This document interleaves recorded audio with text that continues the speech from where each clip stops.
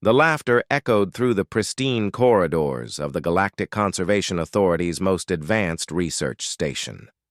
Maya Chen kept her head down as she walked past the group of senior xenobiologists, their multiple appendages gesturing dismissively in her direction. "A human rookie!" wheezed Krickstar, his blue-scaled chest heaving with amusement. "The Council must be desperate to assign someone so primitive to the Shadow Maw project." Dr. Vesselin, a tall Etherian with flowing tentacles for hair, joined the mockery. "I heard she doesn't even have basic telepathic abilities. How does Earth expect her to contribute to apex predator research when she can't even sense basic emotional frequencies?" Maya's jaw tightened, but she continued walking toward the briefing room. She had heard it all before during her 3 weeks aboard Station Kepler-7. The other researchers made no effort to hide their disdain for the first human to join their elite team. To them, she was an evolutionary dead end, a species that had barely crawled out of their own solar system while others had been exploring the galaxy for millennia. The briefing room fell silent as Maya entered. 23 of the galaxy's most brilliant minds turned to stare at her with expressions ranging from curiosity to outright hostility. At the head of the room stood Commander Zephrok, a massive Krillian whose 4 arms crossed intimidatingly over his armored chest. "Now that our complete team has arrived," Zephrok's voice dripped with sarcasm, "we can begin discussing the situation on Nexus 9. A holographic display materialized in the center of the room, showing a lush jungle planet with swirling violet clouds. The image zoomed in to reveal massive trees that stretched impossibly high, their canopies lost in mist. "3 research teams have gone missing on Nexus 9 in the past 2 months, Zephrok continued. All were investigating the ecosystem around the Shadow Maw's territory. For those unfamiliar with this creature," his eyes fixed on Maya, "the Shadow Maw is considered the apex predator of the known galaxy." The hologram shifted to show security footage from a previous expedition. Maya leaned forward, studying the grainy images of something moving through the jungle with impossible speed. Whatever it was seemed to bend light around itself, appearing as a shifting shadow that defied the sensor's attempts to focus. "The Shadow Maw stands 12 feet tall at the shoulder," explained Dr. Thane, a spider-like arachnoid whose 8 legs clicked nervously. "Its hide can deflect most energy weapons, and its claws can slice through reinforced titanium like paper. But its most dangerous feature is its psychic ability to induce paralyzing fear in its prey. Previous research indicates that all known sentient species experience this terror response," added Dr. Vesselin, her tentacles swaying hypnotically. "The creature evolved this ability over millions of years, making it virtually impossible to approach or study." Maya raised her hand tentatively. "Has anyone tried?" "Silence," Zephrok snapped. "Humans have no business speaking during briefings about creatures they could never hope to understand." The room erupted in chitters, clicks, and various alien sounds of agreement. Maya felt heat rise in her cheeks, but forced herself to remain calm. She had faced worse prejudice during her years at the Terran Academy, where even her own professors had questioned whether humans belonged in xenobiology. "As I was saying," Zephrok continued, "our mission is to establish a research outpost within 5 kilometers of the Shadow Maw's territory. We need to understand why it has become increasingly aggressive toward our expeditions." Dr. Krickstar leaned back in his chair, his scales shifting to a deeper blue that indicated confidence. "With my people's natural psychic shielding abilities, I should be able to approach closer than any previous team. And my species' enhanced reflexes will allow me to retreat if necessary," added Captain Mortax, a sleek Felinian whose cat-like features radiated predatory grace. Maya looked around the room, noting how each alien species representative highlighted their evolutionary advantages: enhanced strength, telepathic abilities, natural armor, accelerated healing. The roster read like a catalog of biological superiority. And then there was her, representing a species that most galactic citizens viewed as barely qualifying for sentience.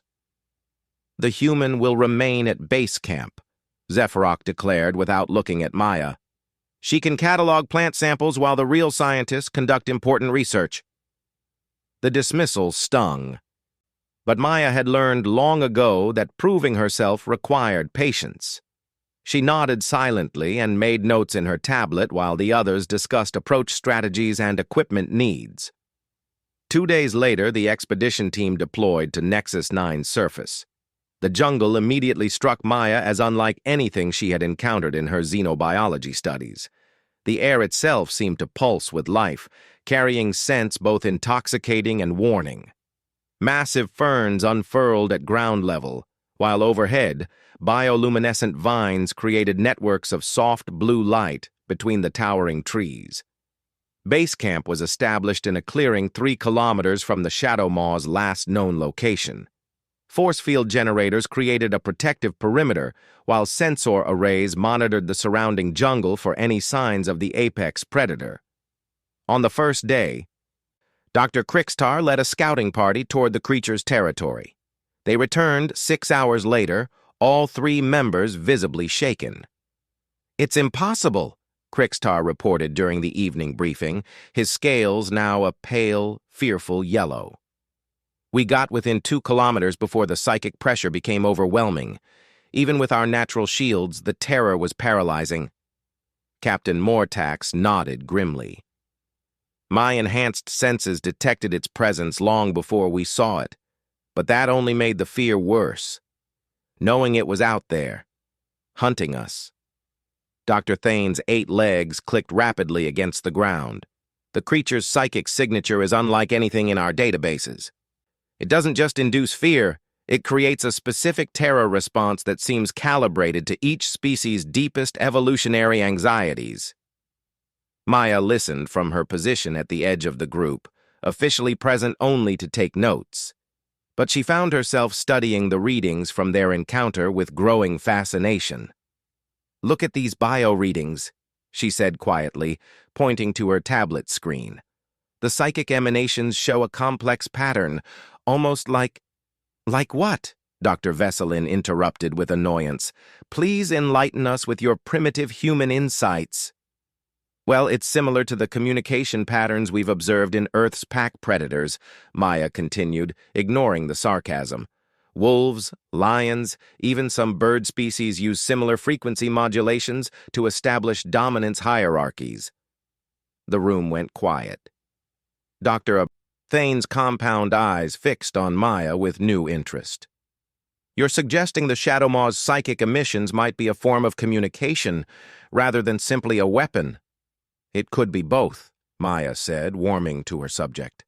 "On Earth, many apex predators use intimidation displays to avoid actual confrontation. The fear response serves to establish dominance without the energy cost of physical combat." Zephyroc's 4 arms crossed dismissively. "Ridiculous. Earth predators are nothing compared to galactic apex species. Your planet's most dangerous creature would be considered a minor annoyance here." Maya felt the familiar sting of dismissal, but pressed on. "Maybe that's exactly why humans might have an advantage. We evolved alongside creatures that used psychological intimidation, but we had to overcome it to survive." "Preposterous," scoffed Dr. Vesselin. "Humans barely managed to reach their own moon until recently. What possible evolutionary pressure could have prepared you for something like the Shadow Maw?" Before Maya could respond, alarms began blaring throughout the camp. The perimeter sensors had detected something massive moving through the jungle toward their position. "All personnel to defensive positions," Zephyroc commanded, his voice tight with tension. "It's coming." Through the base camp's reinforced viewing ports, they could see the jungle itself seemed to be moving. Trees swayed without wind, and the bioluminescent vines flickered in patterns that resembled a heartbeat. Then, at the edge of the clearing, darkness began to coalesce. The Shadow Maw emerged from the jungle like living night itself. Maya's breath caught as she got her first clear look at the galaxy's apex predator. It was even larger than the briefings had indicated, easily 14 feet at the shoulder. Its form seemed to shift and flow, as if it existed partially in normal space and partially somewhere else entirely. But it was the creature's eyes that truly commanded attention. They glowed with an intelligence that was unmistakably ancient and calculating. This wasn't just a predator. It was a thinking being with its own agenda. The moment the Shadow Maw fully materialized, the psychic assault began. Maya watched in fascination as her alien colleagues immediately began showing signs of species-specific terror responses. Dr. Krickstar's scales shifted rapidly between colors, indicating complete panic. Captain Mortax dropped to a crouch, his predatory confidence replaced by the instinctive submission of prey. Dr. Vesselin's tentacles writhed uncontrollably as she backed away from the viewing port, but Maya felt curious. The psychic pressure was definitely there, a cold touch at the edges of her mind that whispered of ancient fears and evolutionary nightmares. But instead of paralyzing terror, she experienced something more like the unease she had felt during her first encounter with a grizzly bear in Yellowstone. Dangerous, yes. Worthy of respect and caution, absolutely. But not the soul-crushing fear that had incapacitated her colleagues. Fascinating, she murmured, pulling out her tablet to record readings. The psychic emanations are definitely targeted to species-specific fear responses, but the baseline pattern is almost identical to "Get away from that window!" Zephrok shouted. The creature could break through at any moment. But the Shadow Maw wasn't approaching the base camp. Instead, it sat at the edge of the clearing, its glowing eyes fixed directly on the viewing port where Maya stood. Its massive head tilted slightly to one side, and Maya could swear she detected something like curiosity in its ancient gaze. "It's not attacking," Maya observed. "Look at its posture. It's in a resting position, not an aggressive stance." "Impossible," Dr. Thane chittered. "Shadow Maws are documented as completely hostile to all sentient life." Maya continued studying the creature, noting details that the panicked researchers had missed. The Shadow Maw's breathing was slow and controlled. Its claws, while certainly impressive, were retracted rather than extended for attack. Most tellingly, its psychic emanations had shifted to a lower frequency that felt more like a greeting than a threat. "I think it's trying to communicate," Maya said. The room erupted in scoffing sounds from multiple species, but Maya ignored them, focusing entirely on the magnificent creature outside. She had spent her childhood learning to read the body language of Earth's predators, and despite its alien nature, the Shadow Maw was displaying clear signals that any ethologist would recognize. Slowly, Maya moved away from the viewing port and toward the camp's main entrance. "Where are you going?" Dr. Vesselin demanded, her voice high with fear. "To say hello," Maya replied simply. Zephrok's four arms spread wide to block her path. "I forbid it. The creature will kill you instantly." Maya looked up at the massive Krillian commander, then at the frightened faces of the galaxy's supposed elite researchers. "With respect, sir, you're all too terrified to think clearly. Someone needs to make contact, and I'm the only one who's not paralyzed by its psychic ability." "Because you're too primitive to properly understand the danger," Krickstar managed between fearful color changes. "Maybe," Maya acknowledged with a slight smile. "Or maybe humans evolved exactly the right kind of stubborn curiosity to deal with something like this." Before anyone could stop her, Maya palmed the door controls and stepped out into the jungle night. The Shadow Maw's presence hit her like a physical force, but she held her ground, studying the creature with the same careful attention she had once given to wild wolves in Alaska. Behind her, she could hear her colleagues shouting warnings and predictions of her imminent death. But Maya barely heard them. All of her attention was focused on the apex predator that held the entire galaxy in fear. The Shadow Maw rose to its full height and began walking toward her with fluid, predatory grace. Maya's heart hammered, but she forced herself to remain still, watching for the subtle signals that would tell her whether she was about to die or make history. The creature stopped just 3 meters away, close enough that Maya could see her reflection in its glowing eyes. For a long moment, predator and human regarded each other in silence. Then the Shadow Maw did something that no research team had ever documented. It lowered its massive head in what could only be described as a nod of acknowledgement. The acknowledgement lasted only a moment before the Shadow Maw turned and melted back into the jungle, leaving Maya standing alone in the clearing. Behind her, the base camp erupted in chaos as her colleagues processed what they had just witnessed. "Impossible!" Dr. Thane clicked rapidly, his 8 legs skittering across the floor. "The recordings must be malfunctioning. Shadow Maws don't communicate with prey species." Commander Zephyrok's 4 arms gestured angrily as Maya re-entered the camp. "That was the most reckless, irresponsible action I've ever witnessed. You could have compromised the entire mission." "But I didn't," Maya pointed out calmly, checking her tablet's readings. "And we got more direct observational data in 5 minutes than previous expeditions gathered in months." Dr. Vesselin's tentacles writhed with agitation. "You got lucky. The creature was probably just confused by your primitive neural structure. It will likely return to kill you once it understands what you are." Maya studied the biometric data from her encounter, noting patterns that her colleagues were too shaken to analyze. "Look at these readings. The Shadow Maw's psychic emanations weren't random. There's a clear structure, almost like a language." "Ridiculous," Krikstar interjected, his scales still shifting between fearful colors. "Apex predators don't have languages. They have hunting strategies. On Earth, many apex predators have complex communication systems," Maya replied.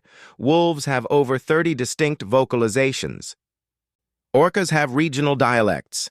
Even solitary predators like bears use sophisticated scent marking to convey detailed information." The room fell silent as the implications sank in. If Maya was right, it would fundamentally change their understanding of galactic apex predators. "Even if that were true," Zephyrok said finally, "it doesn't change our mission parameters.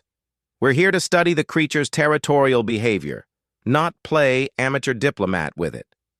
Maya nodded, but privately she began planning her own research approach. That night, while her colleagues slept, she reviewed every piece of data they had on the Shadow Maw, looking for patterns the others had missed. The next morning brought disturbing news from the orbital monitoring station. 3 more research teams had gone missing on other worlds, all in areas where apex predators similar to the Shadow Maw had been reported. The creatures weren't just defending their territories. They were actively hunting galactic researchers. "Command wants immediate results," Zephyrok announced during the morning briefing. "We're authorized to use lethal force if necessary to capture specimens or behavioral data."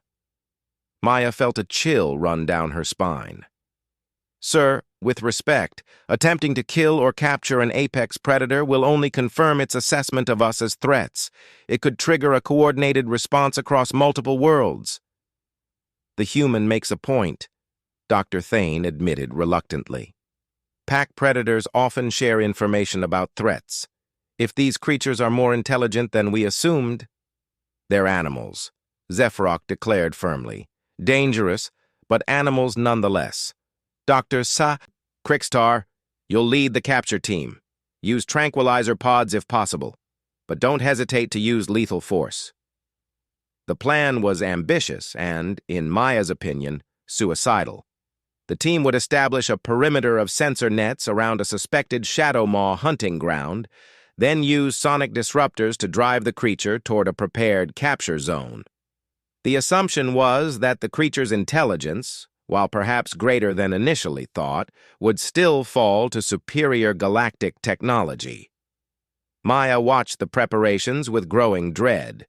Her colleagues were treating this like a hunt for a particularly large Earth predator, not recognizing that they were dealing with something that had evolved to be the perfect killer in a galaxy full of advanced civilizations. "This is a mistake," she told Dr. Thane privately as the arachnoid checked his equipment. The Shadow Maw acknowledged me, because it recognized something different about humans. If we attack it now, we'll validate its worst assumptions about galactic species. Dr. Thane's compound eyes studied her with new interest. "You really believe it was communicating with you?" "I know it was," Maya replied firmly. "The question is whether we're smart enough to listen."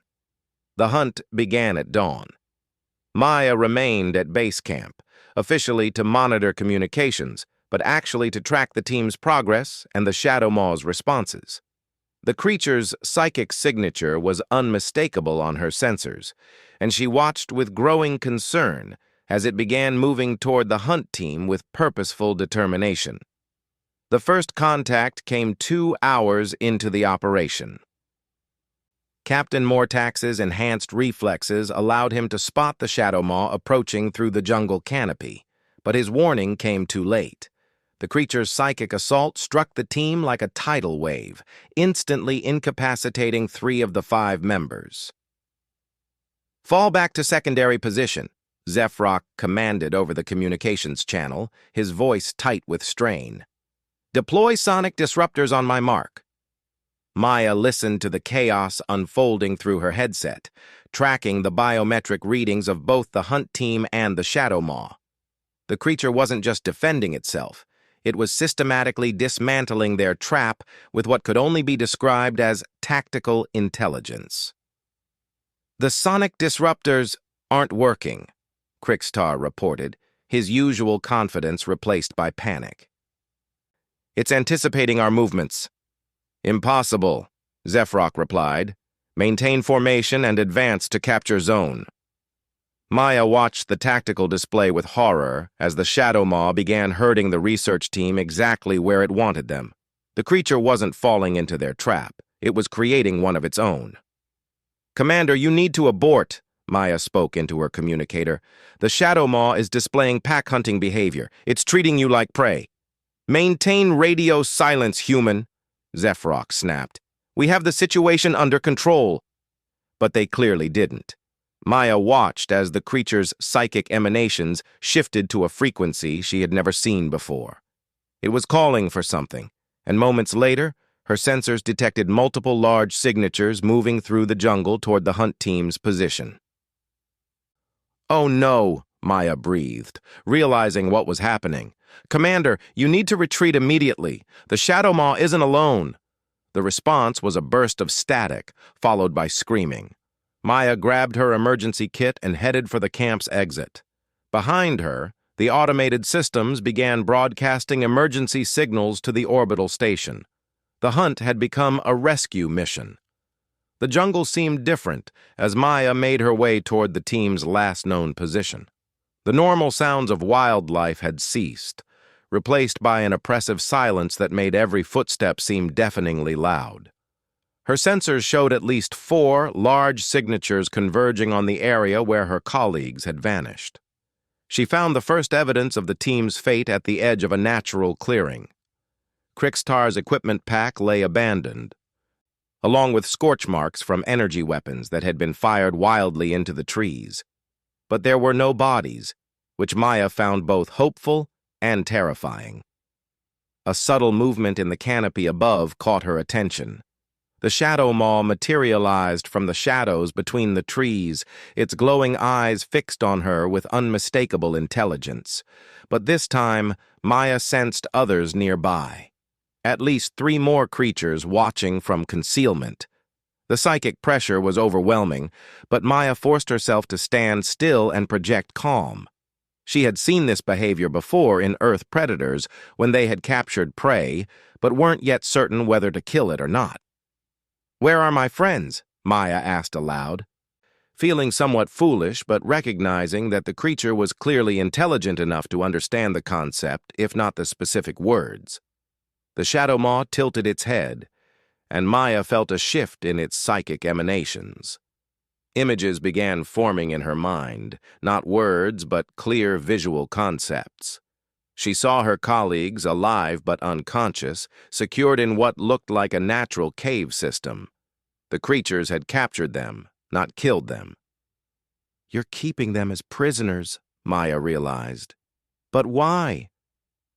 More images flooded her consciousness. The Shadow Maws weren't just apex predators, they were the galaxy's prison wardens, tasked with protecting their worlds from species they perceived as destructive. Every research expedition, every attempt to study or capture them, only reinforced their belief that galactic civilization was a threat to be contained. "We're not here to hurt your world," Maya said, knowing the creature could sense her emotional sincerity even if it couldn't understand her words. "We're trying to learn." The response was immediate and overwhelming. The Shadow Maw projected its own memories directly into Maya's mind, showing her scenes from across the galaxy. Research teams that had captured and killed creatures for study. Mining operations that had devastated entire ecosystems. Military expeditions that had used apex predators for biological weapons research. Maya staggered under the weight of the creature's accumulated grievances against galactic civilization. From the Shadow Maw's perspective, every advanced species was a potential ecological threat, worthy only of being driven away or contained. "I understand," Maya said when the visions ended. "You've been protecting your worlds from us, but not all of us are the same." The creature's psychic touch became more gentle, probing her memories with careful precision. Maya didn't resist, allowing the Shadow Maw to see her own experiences, her work with conservation efforts on Earth, her dedication to understanding rather than exploiting other species, her genuine love for the natural world. When the mental contact ended, the Shadow Maw stepped back and made a sound Maya had never heard before, a low, harmonic tone that seemed to resonate in her bones. The other creatures emerged from hiding, 3 more Shadow Maws that moved with the coordinated precision of a family group. The largest of the newcomers, even more massive than the first, approached Maya with measured steps. She realized she was looking at the pack's alpha, the creature that made decisions for the group. Its psychic presence was ancient and powerful, carrying the weight of millennia. Images flowed into Maya's mind again, but these were different. Older memories that showed the Shadow Maw's original purpose. They weren't just predators. They were guardians, created or evolved to protect the galaxy's most precious ecosystems from species that had grown too destructive for their own good. "You're not the villains in this story," Maya whispered. "You're trying to save the galaxy from itself." The Alpha Shadow Maw's response was complex, mixing approval with cautious hope. Maya sensed that she was being evaluated, tested to see if humanity might be different from the other species that had disappointed them. "My colleagues," Maya said carefully, "they're not bad people. They're just scared and following old patterns. If you release them, I'll make sure they understand what you really are." The Alpha considered this, its glowing eyes studying Maya with penetrating intensity. Finally, it nodded once and began walking deeper into the jungle. Maya understood the gesture. She was being invited to retrieve her colleagues, but also being tested to see if she could indeed change their approach. The cave system where her colleagues were held was a marvel of natural architecture, with bioluminescent crystals providing soft illumination. The research team lay unconscious but unharmed in what was essentially a comfortable prison. Maya checked their vital signs before attempting to wake them. "Maya?" Dr. Thane was the first to regain consciousness, his compound eyes trying to focus in the strange light. "Where are we?" "Safe," Maya replied simply. "The Shadow Maws captured you, but they didn't harm you. They were protecting their territory." As the others awakened, Maya could see the confusion and fear in their faces. Commander Zephrok immediately began looking for escape routes, while Krixtar's scales cycled through panic colors. "We need to signal for evacuation," Zephyrock declared. "The creatures could return at any moment." "They're already here," Maya said calmly, gesturing toward the cave entrance where several glowing eyes could be seen in the shadows. "And they're waiting to see what we do next." Dr. Vesselin's tentacles writhed with terror. "They're going to kill us all." "No," Maya replied firmly. "They're going to give us a choice. We can leave their world and never return, or we can try to understand what they're really protecting and why." Maya looked at each of her colleagues in turn, seeing the fear and prejudice that had brought them to this point.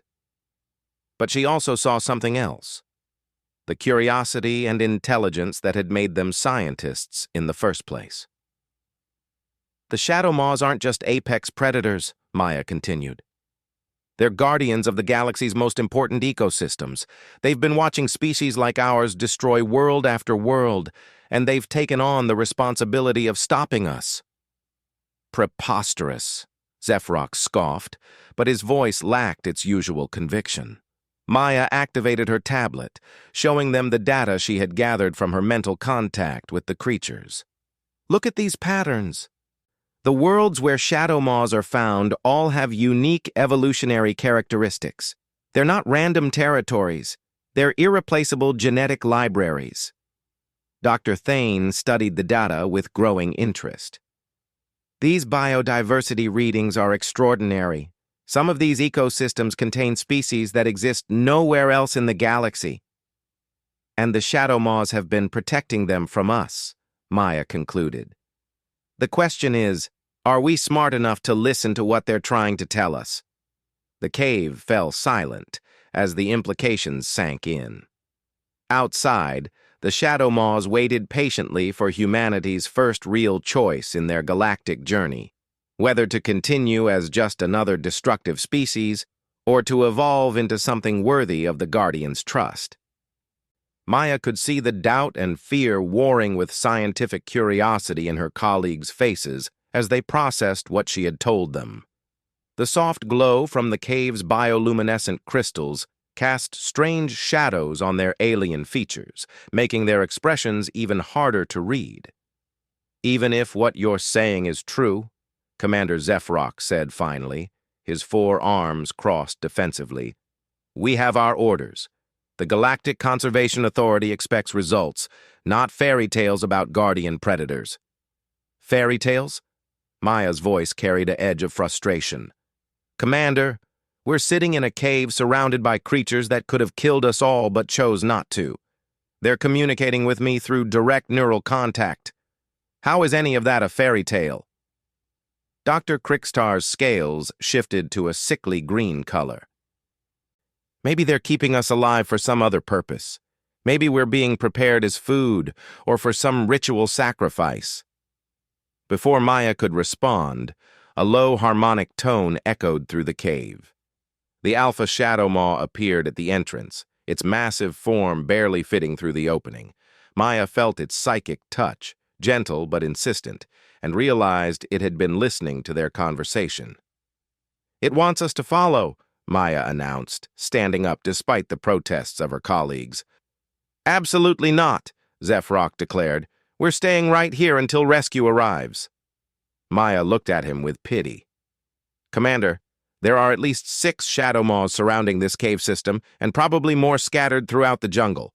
If rescue comes, it will trigger a defensive response that could escalate across multiple worlds." "Do you want to be responsible for starting a galactic war?" Dr. Thane's 8 legs clicked nervously against the cave floor. "Maya raises a valid point.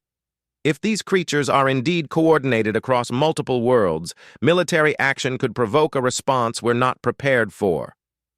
The Alpha Shadow Maw made the harmonic sound again, more insistently this time.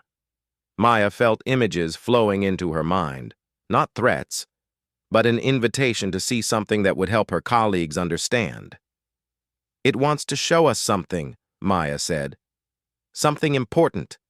Dr. Vesselin's tentacles writhed with agitation. "How can you possibly know what it wants? You're anthropomorphizing an alien predator based on wishful thinking." Maya turned to face the Etherian researcher directly. Dr. Veselin, you're a telepath. You can sense emotional resonances in most species. What do you feel from the Shadow Maw right now? The Etherian's tentacles stilled as she reluctantly focused on the creature at the cave entrance.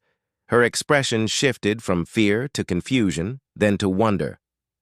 It's not hostile, she admitted slowly. There's no predatory intent. But there's something else, something I've never encountered before. It's like ancient sadness mixed with desperate hope. That's what I've been trying to tell you, Maya said gently. These creatures aren't our enemies. They're trying to protect something precious, and they've been carrying that burden alone for who knows how long. Captain Mortax, the Felinian whose predatory instincts usually made him the most aggressive member of their team, spoke up quietly. In my culture, we have legends about the first hunters, creatures that protected the natural order when younger species grew too destructive. I always thought they were myths. Maybe they weren't, Maya replied. Maybe they were memories. The Alpha Shadow Maw stepped aside from the cave entrance, clearly waiting for them to follow. Maya gathered her equipment and moved toward the exit. After a moment of hesitation, Dr. Thane followed, then Captain Mortax. Eventually, even the reluctant Commander Zephyrock and his remaining team members joined them. The journey through the jungle took nearly an hour, with the research team surrounded by shadow maws that moved through the trees like living shadows. Maya found the escort oddly comforting, but her colleagues remained tense and fearful. They emerged into a vast clearing that Maya's sensors indicated was nearly 3 kilometers across. But what took her breath away wasn't the size of the space. It was what occupied it. In the center of the clearing stood a structure that defied classification. It wasn't quite a building and wasn't quite a living thing, but somehow both. Organic curves blended seamlessly with crystalline formations that pulsed with soft light. Vines and technological conduits intertwined in patterns that suggested both growth and design. "What is it?" whispered Dr. Crixtar, his scales cycling through colors of awe and confusion. Maya felt the Alpha Shadow Maw's psychic touch, and suddenly her mind was flooded with information. The structure was an archive, a living repository of genetic and cultural information from thousands of species across the galaxy. But not just any species. These were the records of civilizations that had learned to live in harmony with their environments, species that had achieved balance between advancement and preservation. "It's a library," Maya breathed. "A genetic and cultural library of sustainable civilizations." More images flowed from the Shadow Maw's mind, showing the archive's history. Long ago, when the galaxy was young, several ancient species had recognized that advancement without wisdom led inevitably to destruction. They had created the archives as repositories of knowledge, guarded by creatures like the Shadow Maws, hoping that younger races would eventually prove worthy of access. "The Shadow Maws aren't just protecting individual ecosystems," Maya explained to her stunned colleagues. "They're protecting the knowledge needed to save entire worlds. Every species that proved it could balance progress with preservation had its knowledge stored here."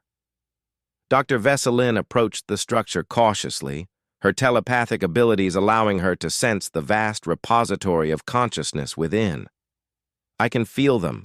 Thousands of minds, different species, all sharing the same commitment to preservation and growth in harmony."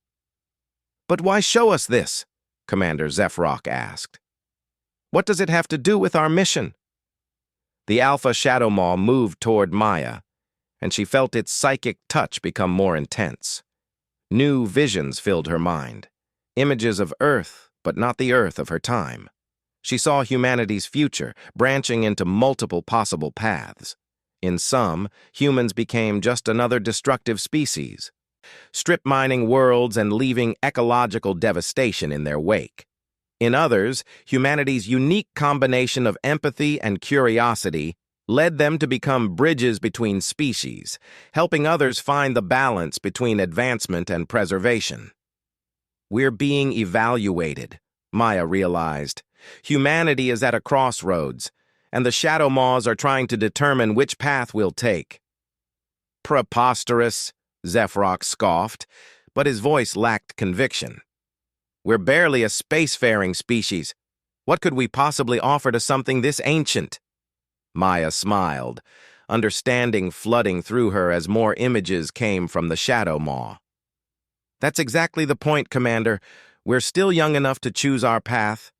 Most galactic species are already locked into patterns of thinking that make them see resources to exploit or territories to control. But humans, we're still curious enough to see wonders to explore and relationships to build. Dr. Thane clicked his mandibles thoughtfully. The human did establish communication when the rest of us were paralyzed by fear. Perhaps there is something unique about human neural architecture. It's not our neural architecture, Maya corrected. It's our evolutionary history. Humans spent millions of years as both predators and prey. We learned to see other species as individuals, not just threats or resources. We developed empathy as a survival tool. The Alpha Shadow Maw projected one final set of images into Maya's mind, and these showed the choice facing humanity clearly. The research team could return to their ship and report the Shadow Maws as hostile creatures to be avoided or eliminated. Or they could become humanity's first ambassadors to a galactic community that most species never knew existed, a network of worlds and civilizations dedicated to sustainable growth and interspecies cooperation. The choice is ours, Maya announced to her colleagues. We can continue being just another species trying to dominate the galaxy, or we can become something new, bridges between the old ways and a better path forward. Commander Zephrok was quiet for a long moment, studying the archive with his 4 eyes. Finally, he spoke. The Galactic Conservation Authority will never believe this report. Then maybe it's time for a new kind of authority, Maya suggested. One that includes voices from species like the Shadow Maws and worlds that have achieved true balance. Dr. Vesselin stepped forward, her tentacles moving in patterns that indicated deep thought.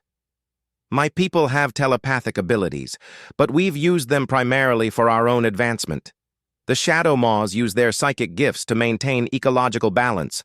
Perhaps we could learn from them. And my people's enhanced reflexes could be used for protection rather than dominance, added Captain Mortax. We could become guardians like the Shadow Maws, but working with other species instead of alone. Dr. Krickstar's scales shifted to a bright blue that indicated excitement. My species' natural shielding abilities could help us communicate with psychically sensitive creatures without causing them distress. We could become translators between different forms of consciousness. Maya watched with growing hope as each of her colleagues found ways their species' abilities could contribute to something greater than conquest or exploitation. This was what the Shadow Maws had been waiting to see, evidence that the younger races could evolve beyond their destructive patterns. The Alpha Shadow Maw approached Maya one final time, its psychic touch gentle and warm. She felt a complex emotion that took her a moment to identify. It was relief. The ancient guardian was tired of carrying its burden alone, tired of having to see every new species as a potential threat.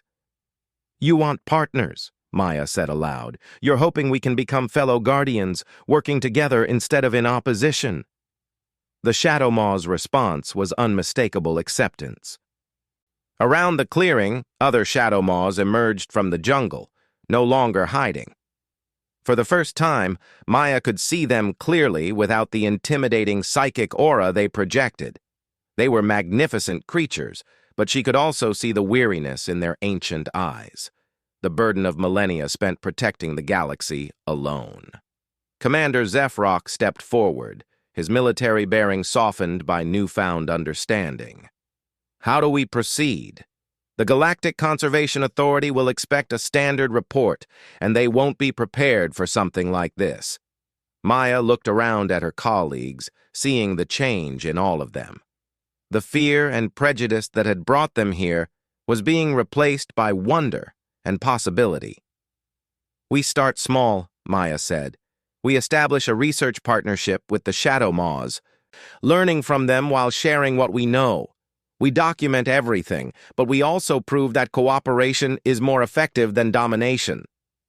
Dr. Thane clicked excitedly. "A joint research station. Imagine what we could learn by combining galactic technology with the Shadow Maw's ecological wisdom. And as other species see the benefits, they'll want to participate," added Dr. Veselin. "We could create a new model for galactic civilization." Maya felt a warm sensation in her mind as the Alpha Shadow Maw projected its approval. But there was also a warning. This path would not be easy. Many galactic species were deeply invested in the old ways of thinking, and they would resist change. "There will be challenges," Maya acknowledged. "But every species represented here has abilities that could help. Humans can serve as bridges and communicators. The rest of you can contribute your species' unique gifts. Together, we might actually be able to create something better." As the sun began to set over the jungle, painting the archive in shades of gold and purple, Maya realized that this moment would mark a turning point, not just for their research team, but potentially for the entire galaxy. The mocking laughter that had followed her through the corridors of the research station seemed like a memory from another lifetime. The rookie human that her colleagues had dismissed was gone, replaced by someone who had achieved what no galactic citizen had managed in millennia: true communication with the Shadow Maws. But more importantly, she had helped her colleagues see beyond their own species' limitations to imagine a future built on cooperation instead of conquest. The Alpha Shadow Maw made its harmonic sound one final time, but now Maya understood it wasn't just communication. It was music. The sound of ancient loneliness finally ending, replaced by the first notes of a symphony that would include voices from across the galaxy. As the research team prepared to return to their base camp and begin the complex process of rewriting galactic relations, Maya took one last look at the archive. Somewhere within that living repository of knowledge was humanity's potential future, not as conquerors or victims, but as the species that had finally learned to listen to what the universe had been trying to teach them all along. The mocking had stopped. The real work was just beginning. And for the first time since leaving Earth, Maya felt like she was exactly where she belonged, at the beginning of a story that would reshape what it meant to be human among the stars.